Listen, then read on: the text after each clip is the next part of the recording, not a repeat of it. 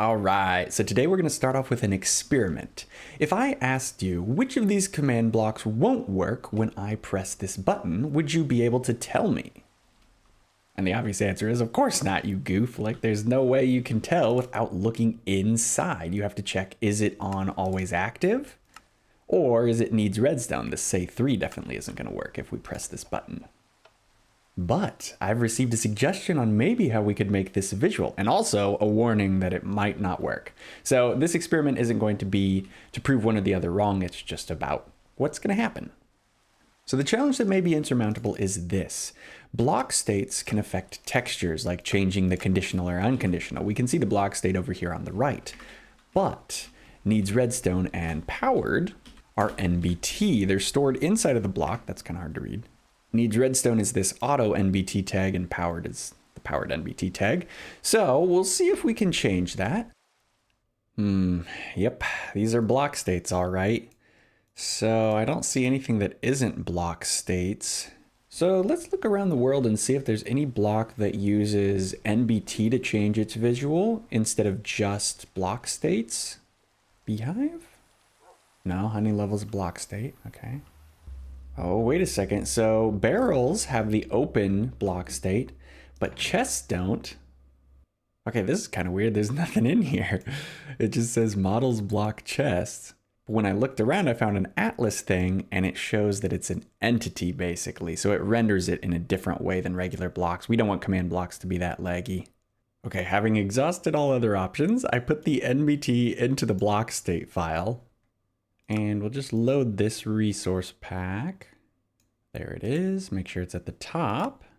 And theoretically, if it's facing upward and is a chain that needs redstone, or I mean is always active, it should change its texture, which it doesn't. Well, that's a bit of a bummer. That's okay though.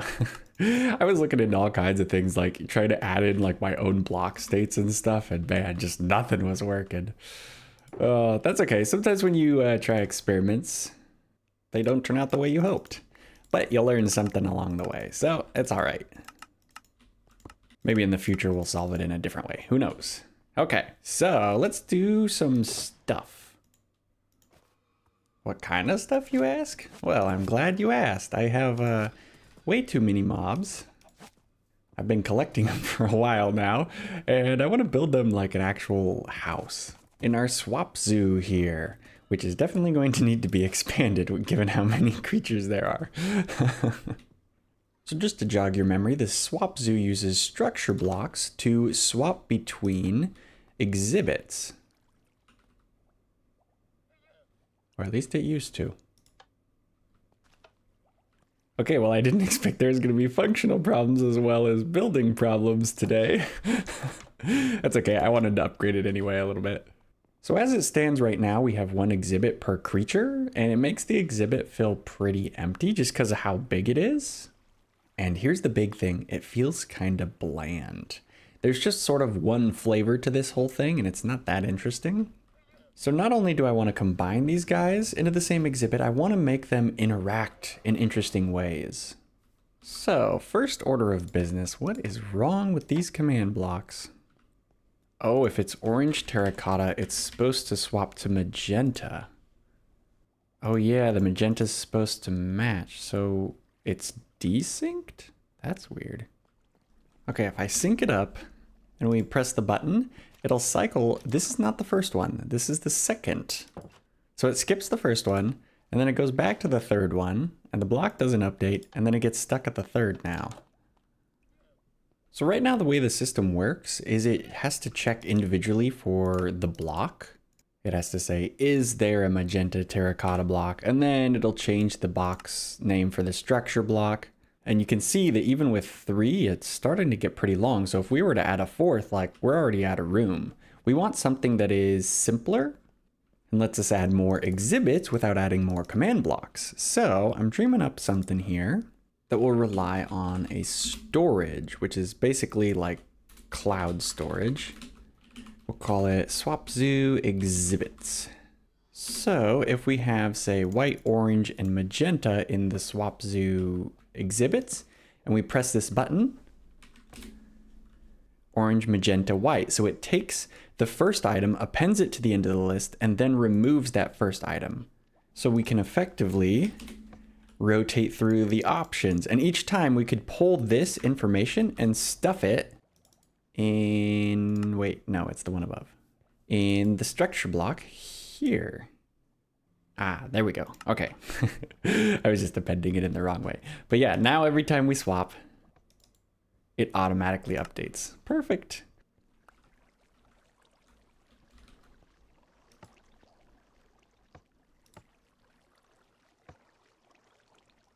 Wait a second. Redstone works saving?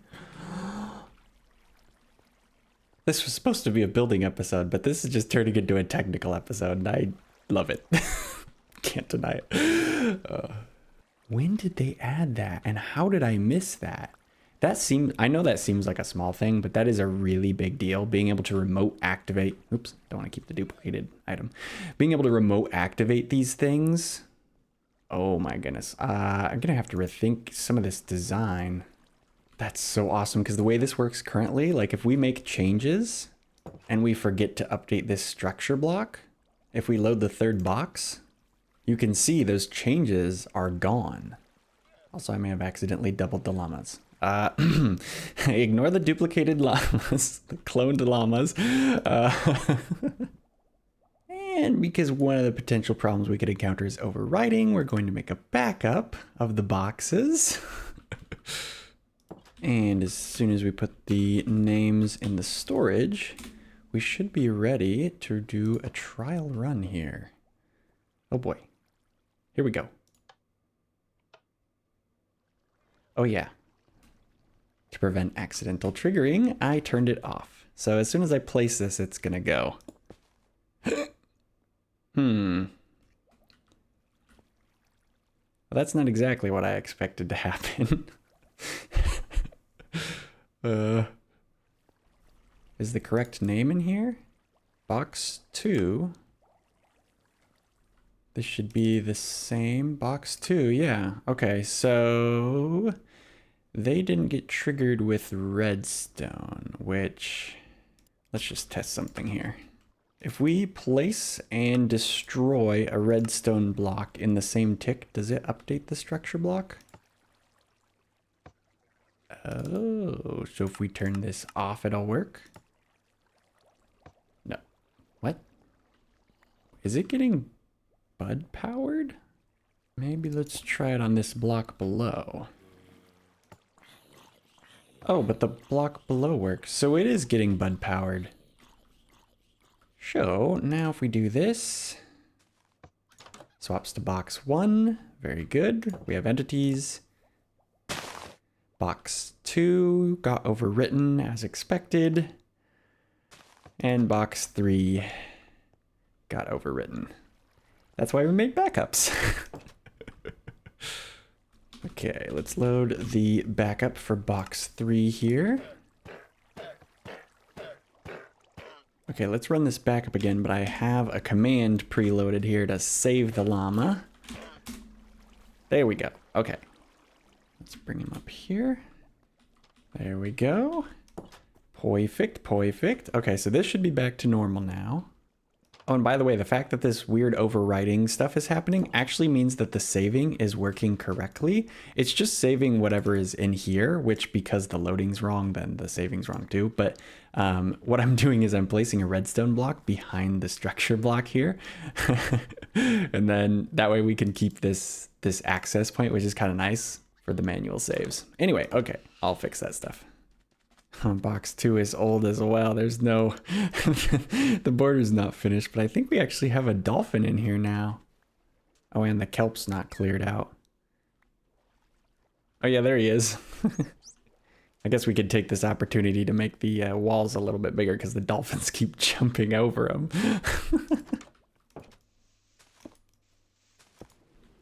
Okay, nearing completion. Just putting the final touches here. All right, let's introduce the axolotls into the environment. I don't remember. Ooh, I got some good colors here. No blue ones. But But yeah, we have dolphins in here. They shouldn't be able to jump over the 4 high plus a half slab wall, I'm hoping. Got some turtles. There's tropical fish in a separate area over there. And to get the dolphins interacting a little bit, I'm just gonna toss an item down there and let them play with it. But I'm definitely manually saving that. And we'll save a backup too. All right, this cake should upgrade it quite nicely.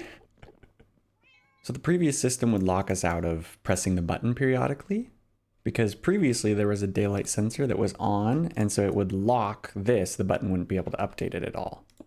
But after a little bit of hair pulling, I have come up with this thing that should only turn on right at sunrise, which is about 4 redstone ticks, which means we need about 2 slices of cake left. Wait, this is 8, 6, okay, there we go. And the reason I was using a cake is because it's low profile, so if we're over here, you know, if there was a jar or something, we could see it. But the cake is invisible. And the other update I've made here involves the core problem, the thing that caused the issue in the first place. So let me demonstrate this. We'll put a dirt block here. Imagine that's a changed command block. And I'm just like, la la la la la. Oh wow, it's cool, it's a dolphin jumping. There we go, the test triggers. And we go back down here and, oh, the dirt block is gone. And even worse, the commands here have been reverted.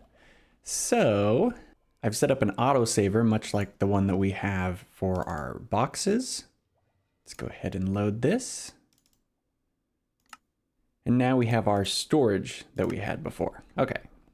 So all we have to do is just make sure that it actually places a redstone block right next to this structure block, so it saves it before it does all the test stuff. And that should save any changes we make now or in the future. Ah, yeah. So speaking of redstone blocks though, we have a few structure blocks that we're placing redstone blocks near. So we got that one for the test blocks. We have this one that loads in the box, our exhibit. And then this one, which has a redstone block placed behind it that saves the exhibit. So we need to pay the price. Usually I have the prices built in, but this time we have to settle them manually. Ah, yes. Yeah, so whenever we like summon a block of something out of thin air, which is the case for all these, I just pay the price in this chest and then I can never use these items. And it's sort of like a record of like I forgot I've even done some of this stuff. This is old. This is probably like 1.7, 1.8 when you had to do fill place before repeating command blocks exist. This is a little blast from the past right now. So if we just turn this on, it would do like that 20 times a second, but you can see we're setting redstone blocks in the air there too. And so that's where a lot of those prices came from previously. So before it auto changes, we're going to add in our new exhibit. We'll just call it 4. Let's make sure it's in the right spot. Yeah, so it's on box 3 now, and it's going to change to 4 when we hit sunset, I believe. Although I have realized that the daylight detectors are underneath a giant bar. They still work because, you know, there's sky here. But this thing is at power 12, which you can't achieve unless you have an inverted daylight detector under shade. Normally they max out at 11. Just kind of a random fact. But I think we could increase it to more. Like if we increased the shade amount. Yeah, now it's 13. So if you ever need an inverted daylight detector to be higher than 11, you just add a little bit of shade. And there you go. Oh man, the needle's moving. It's at power 7.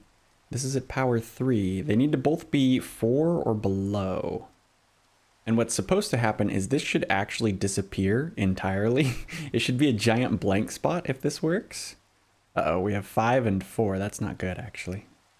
We need this one to drop to 4 before this one goes up to 5. Ah. Why? Okay, I believe I solved the problem. Yeah, we just needed a target block, which means we had to move the color block. Actually, we could move the color block to the center of the room. That would look kind of cool. There's another target block. Something like that. Yeah, I think that would look good. Yeah, I like the color in the center. All right, so we can get to... Oh yeah, we don't have a color yet. I have one right here. we need to make our new area. So first thing we're going to do is load the blank canvas here, like that. We're going to place the marker block right here. And now we just get started building. And I have a few options here already. So I want something all of these animals can live in that will make sense. And I was thinking, what about like some sandy desert ruins? So I'm thinking we have like a big ruin, and then we'll have like a viewing angle. So if you're standing here, you can see into it pretty much. So this is already the makings of where the big animals can go. We're going to finish this roof off and then rough it up a little bit more, I think. But we need somewhere for the smaller creatures to go. And I was thinking, what if we had like a tower that had fallen over? So you can see I've made the base like where it sort of snapped off, and then we're going to have it like tilt over kind of like this, but then we're going to leave some space like the tower sort of resting on the landscape, and there'll be a little tiny sort of crawl space underneath that the smaller animals like the rabbit and I guess the allay could go to. So we'll get an effect kind of like this. I'll make it a little bit better, but you can sort of see what we're going for here, right? So if that's the edge, we can put like windows here so that we can see, wow, this is gonna need to be a little bigger, but we'll be able to see the rabbit like in its den here. So as it stands right now, the rabbits wander pretty aimlessly, so we want a way to actually influence them to go to different areas. And one of the ways I want to do that here, where is it? We're going to use a little carrot patch here to lure the rabbit to where we can see them. The problem is when the rabbit actually eats the carrot, it actually eats the carrot. So what we're going to have to do is make a little mini redstone device here. And we're going to use it to replenish the carrots. So I was hoping something really simple would work here. If we just do an observer clock like that. And if this is bone meal, it'll stop being annoying. Wait, what? Oh, that's right. The dispenser needs to hit. The dispenser actually needs to hit the crop block. So we'll just move this. And now if we put the bone meal in, it will. Oh, I thought it stopped making the sound when it was maxing out. Well, that might get annoying. Okay, let's do a little experiment. Maybe this would be a better way of doing it. If we bone meal. Oh, I was hoping that would trigger the observer. Does it update the actual crop block? No, neither of those trigger a block update, really. Huh. There. Not sure why the up and down one wasn't working, but yeah. Okay, so this way, anytime the rabbit like breaks the... Wait, will this trigger an endless loop? No, it grows it to max. Oh, wow, I just accidentally made a clock. Wait, that could be a really useful kind of clock if you had something that could plant. Well, anyway, okay. All right, that'll definitely work though. And then it won't just be constantly clicking because that's really annoying. So let's just move that down here. Let's make sure this works. So put some water behind there, I guess. And now assuming that the rabbit bites off the top of a full carrot, it'll bone meal it back up. Perfect.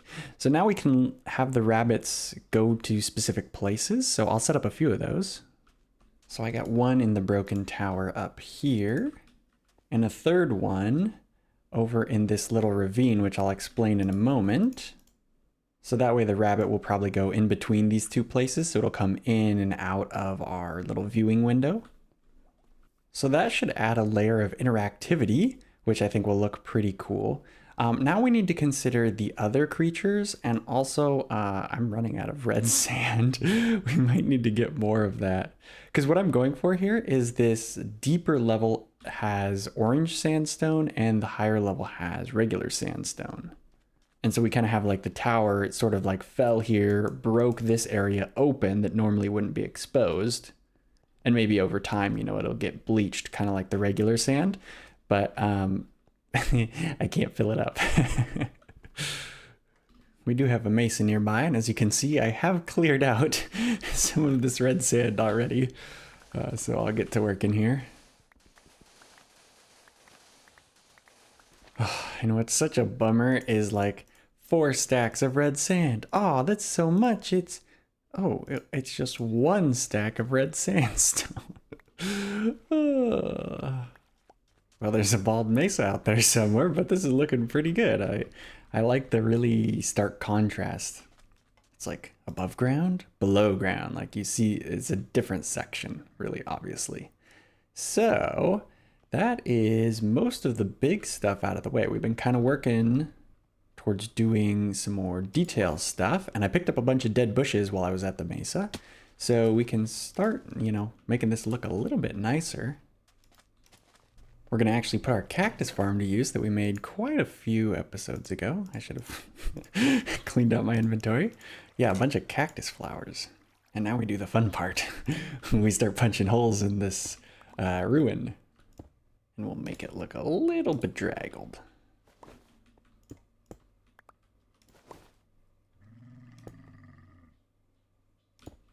I find it's way easier to make ruins if you punch, or if you make the base and then punch holes in it afterwards, because, where's my slabs?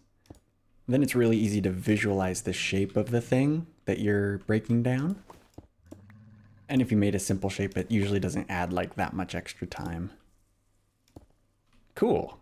Look at that. It's very broken now. We'll put some holes in our tower as well. Oops. You know, the nice thing about the flowers and the dead bushes and cacti is it makes this thing really obvious. It's like, oh wait, this is not just natural land. It's actually something different. Okay, we're nearing the finish line, but I need to enclose this area because we do have allays. Fortunately, I started some glass cooking at the beginning of the episode, so hopefully this will be enough. It might be close. And given how much space we need to fill, I feel like now's a great time for a building montage. Let's see, not quite gonna be enough sand. We'll just cook that. Oh, you're not supposed to be here. You're not supposed to be watching this. You're supposed to think that I get this right perfectly and never make mistakes and don't need to cook more sand because I didn't make enough glass. The walls are really big, okay. Oh my. Was that a lot of glass? Oh dear. But it's fully encased, fully safe for any flying mobs, which I have 2 in mind. Both of which share one thing in common, which is the final little piece of interestingness that we're going to add to whatever we're calling this area. The ruins? I don't know. Oh, funny thing, look at this. Okay, so if I pull the parrot and make him sit and then pull him on a lead, watch what happens.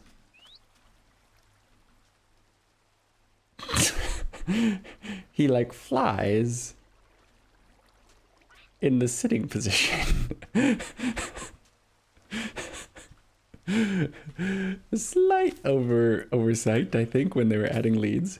Anyways, let's get to it. I hear it. Hey, do parrots teleport to you unless they're sitting? Is that why he was sitting before? Huh. And we need a heavy weighted pressure plate, but I don't know which kind. So let's just test this here. What I want is I want the camel to be able to press the pressure plate and trigger it, which that did trigger.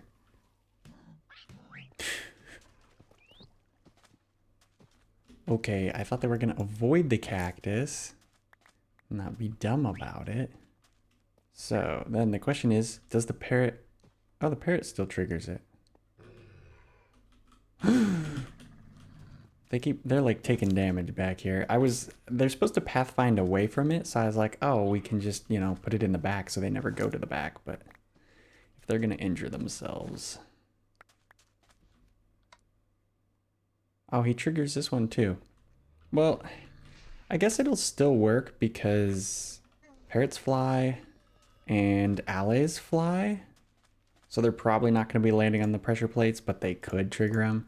I thought maybe we could like make heavy mobs trigger the pressure plate and do a thing for the lighter mobs. Because what I want to do is have a jukebox that plays. This jukebox is glitched. It's been stuck with a record and hasn't been playing anything. I didn't mute anything, it's just like that.